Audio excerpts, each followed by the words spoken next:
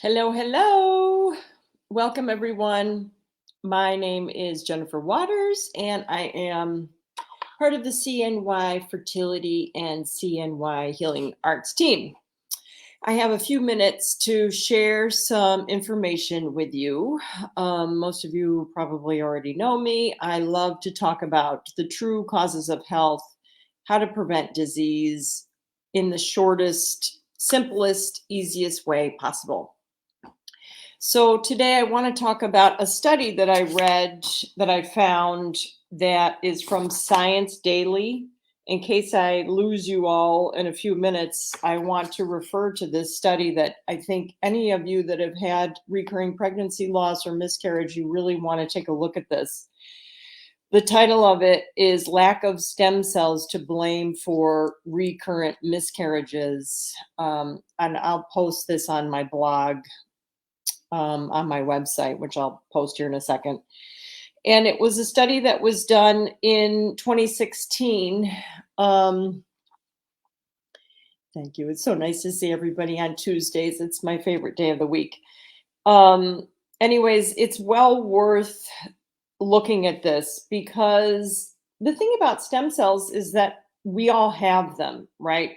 They certainly age as we age, but there's a lot of things that we can do to increase their production, prevent them from being damaged from oxidative stress and other endogenous toxins, chemicals, even hormones.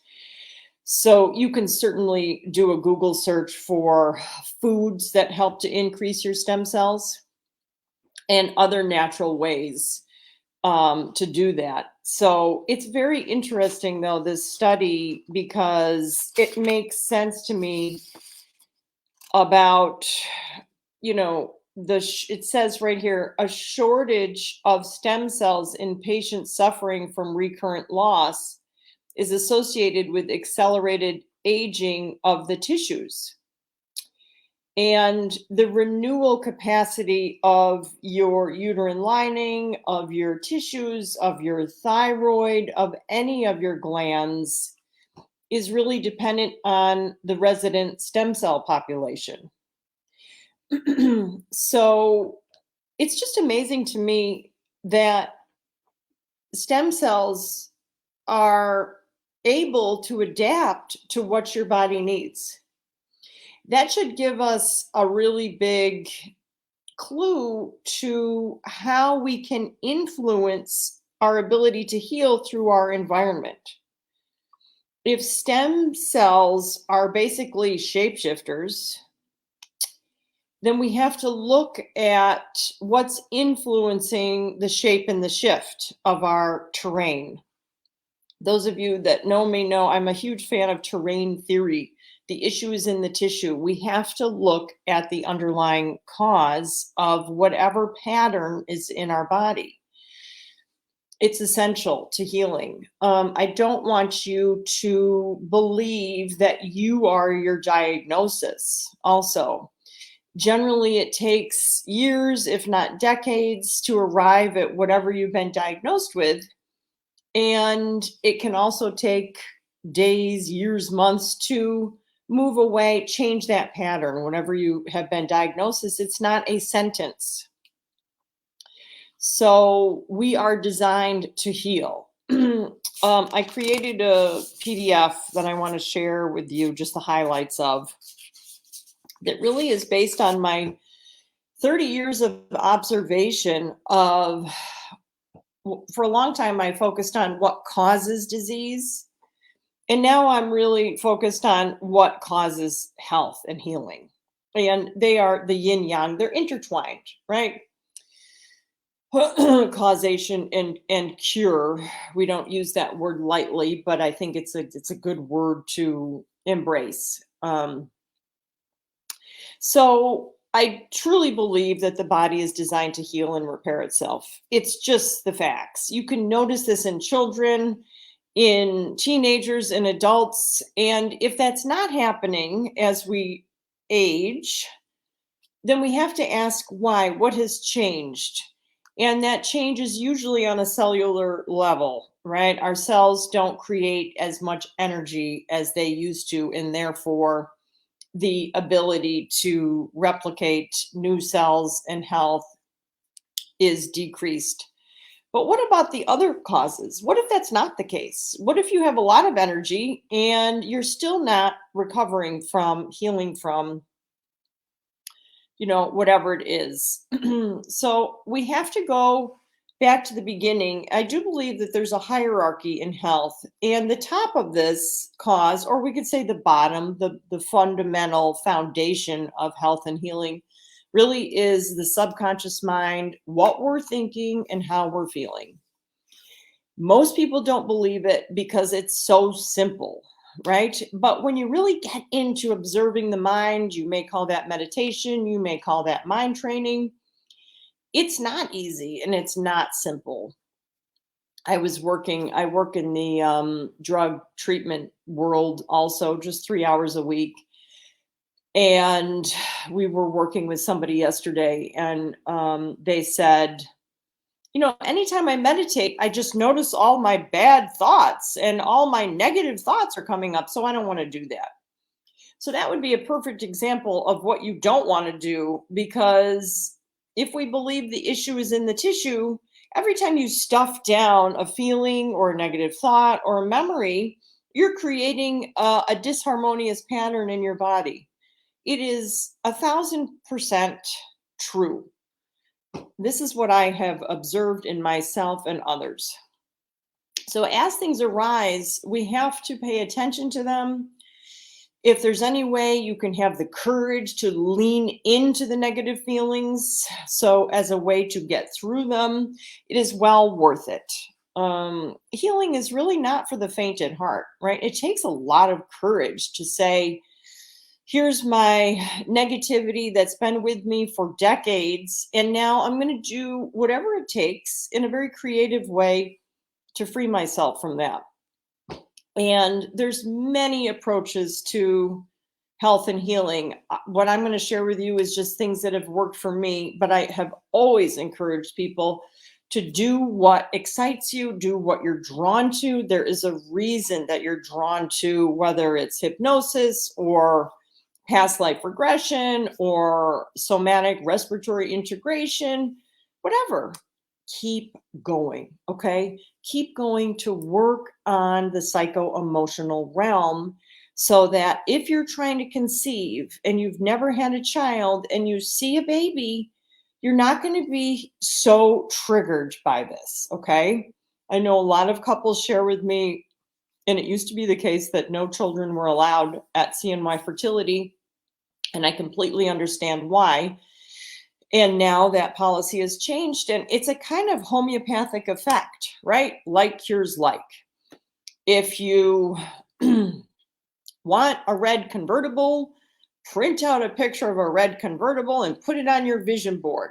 So what you see helps. And then you have to create the feeling of what would that feel like if you got that red convertible. And that is the part of the magic of the law of attraction. Now, this doesn't mean that you always have to be positive. And I have a big issue with what I call the positive thinking movement. There's a great book by Deborah, I'll think of her name in a minute. She wrote Bright Sided, The Downside of Positive Thinking. And the stories about when she was diagnosed with breast cancer, and so many people came up to her and told her what a wonderful opportunity it was for her to improve her life, her health, and nutrition, whatever it was. And you know what? She just really didn't feel that way. She really felt that it sucked.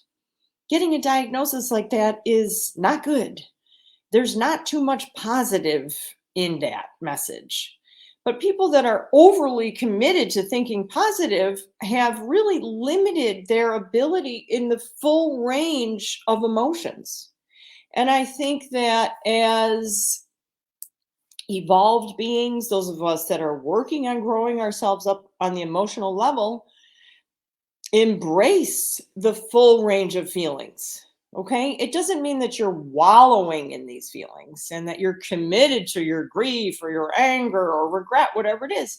but it means that you're allowing them to surface and hold space for that so that they can expire this so that they can leave. The average feeling only lasts approximately 30 to 60 minutes. Now, this is not my specialty, but I love that concept because if you have the courage to lean into whatever you're not thrilled with feeling, you're going to be amazed at what happens.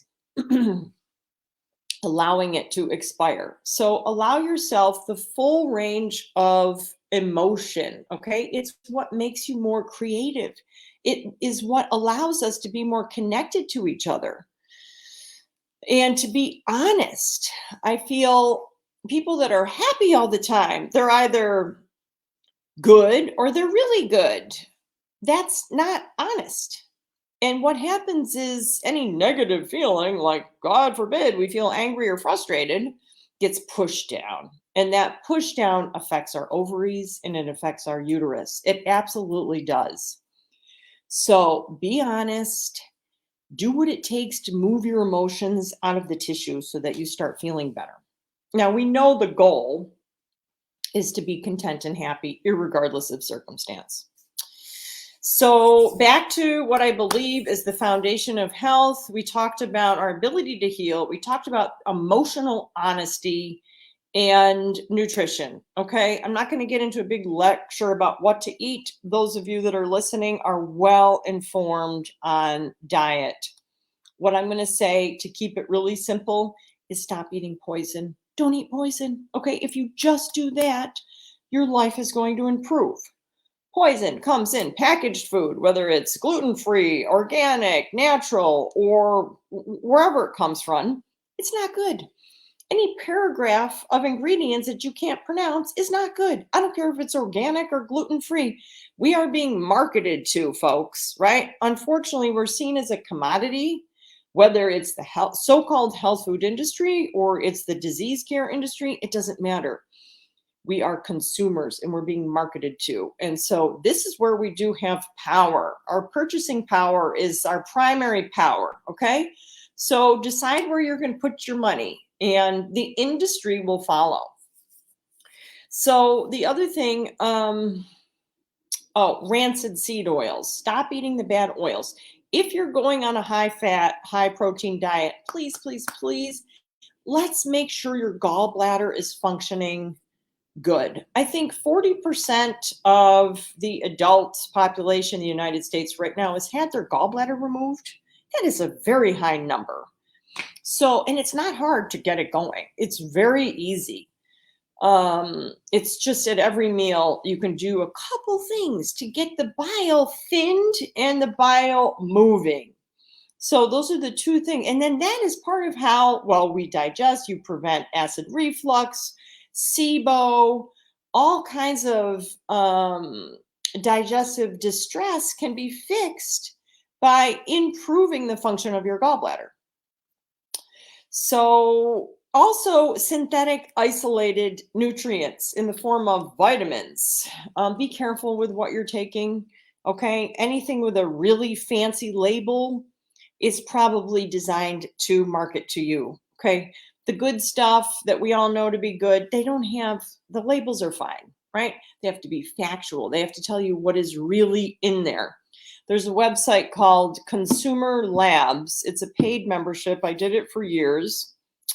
And you can go in and put in a product that you are interested in, and they will actually show you the studies that they've done on, does the label match what's in there? And you'll be shocked to find out. A lot of companies do not. And this is where I realized that the fancier the label, the more likely it is that the ingredient list is not true to form. So beware of that. And also what I was told a few weeks ago is anybody that comes out with a rebrand, not necessarily so much in the supplement world, but in the food world, new packaging often means new ingredients. So read the label, okay? It really matters. It is the foundation. So we have our emotions and our thoughts and feelings, and then we have nutrition, okay? These are the two big pillars. Out of that comes I'm going to say 90% of the health that you want to cultivate. If you just do that, you're going to be good. And I can see it in the clinic. Somebody, I can tell right away, a 60-year-old woman that gets on the table, if she grew up eating whole foods, I can tell, versus a 25-year-old woman who has been on packaged processed foods and taken a lot of oral antibiotics. Much harder to regain your health with that. Okay, so eat well. I know it's a pain. You have to create time to do it. But I don't call it cooking anymore. I call it assembling, which just somehow makes it a little bit easier. And it's simple. You don't need recipes, you just need simple ingredients. So the other part is purification practices. I want you to think about daily, weekly, monthly, seasonally purification practices. Okay. If all you do on a regular basis is sweat, you are going to benefit your health. We have to sweat out the toxins that everybody has absorbed. Okay. From our environment, from our food. Sweat it out. Okay. When in doubt, sweat it out. You're very welcome. Thank you for listening, by the way. One of my favorite healers who I never met, but I have many friends who were able to study with her, is Hannah Kroger. She was a true visionary, amazing woman. And she said a long time ago, the future of healing will all come in the form of color, sound, and light. So here we are now. Most of you have heard about light therapy. Most of you have heard about sound therapy. They are a really nice pair, sound and healing. There's sound journeys everywhere. They're online. We have Dharma Yoga Syracuse here, Saraswati, who's doing regular, I think twice a month. She does things online with her in her sound studio that's based in Iceland. It's very powerful. I signed up for quite a few, and you get the link is active for a week. And you can start playing this sound in your environment. And literally, if you're sensitive, which most of us are, you can feel the effect on your tissue. It's immediate. I did it with my daughter. She injured her back, and she was reluctant to do anything other than phototherapy patches. She didn't want to do any stretching or anything like that. It was too injured. So I said, okay, I'm going to just do a search on Spotify and put in the binaural beats for pain relief. And it was immediate. She started moving better, feeling better. When you combine that with light, now you're really having a good day. So I do believe that light therapy, in whatever form you're drawn to, is the perfect modality to accelerate your biological response. Why? Because it bypasses your gut. Our gut is home to a lot of inflammation, dysbiosis in the form of candida. Who knows whatever else is in there, probably parasites. And people are sick of taking pills. I mean, I take a lot, I don't mind, but most of us are sick of buying pills, supplements, taking them. We want to get what we need from our food. So light therapy is a way to not do that, but do something else. And basically what you're doing when you use a patch, you are captivating the energy that's already being emitted off yourself. Right? So I was talking to a friend the other day and I said, listen, it's like this. You go out brisk walking on a cool morning and you come back, and what's happening? Steam is coming off your body, right? We've all felt that. You're hot, you're steaming. When you take a phototherapy patch and apply it to your skin, you're captivating, you are utilizing that heat to create a biological response in your body, right? So rather than just letting it all go out into the universe, you're saying, wait a minute, I'm going to use some of this for my own healing. So it's pretty amazing technology. It's easy to do. And I like it because it's waking up your body to do what it was designed to do, which is function well. As opposed to, oh, I'm going to take this supplement to help my pituitary gland And if it's absorbed and if it breaks down, then my pituitary gland is going to function better. And it might, and it may. This is saying, let's use these specific wavelengths of light to create a biological acceleration of your thyroid, of your liver, of your stem cell production, right? So we now know we have a patch that is designed to increase the peptides. So we can say there's two steps to it. We increase specific peptides, which is the true way to intelligent aging, that stem cells are then formed from. We can prove this. There are patents on this, and it's amazing. And it's affordable compared to a stem cell transplant or injection, whatever. So if you are over the age of, I'm going to say 35, 37, definitely 40, this is going to be the one thing that you're going to want to do, whether it's to support your ovarian function, if you have had a failed retrieval, if you have had recurring miscarriage, pregnancy loss. Let's get this started. Let's get you going on this so that you are going to have more successful outcomes. Okay. All right. That is all the good news for today. There's lots of good stuff happening out in the world in terms of healthcare. Please take care. We are in fall now, the season of lung, large intestine. A lot of people are struggling with their immune system, cough, runny nose. Now more than ever, we have to really pay attention to those symptoms and focus on getting our immune system resilient, strong, okay? Every time you overcome something naturally, you get better, you get stronger. Even if you don't feel it working at the time, it is a biological fact that when you do natural things, let's say over a course of 3 to 5 days, when you recover, you're better than when you started. So why not? Thank you for joining me today. I'm going to post my website here. Reach out to me if you have any questions. Please pay attention to what you are thinking and feeling. It really matters, and it is the best way that we can make the world a better place. It's starting in our very own mind and heart. Bye.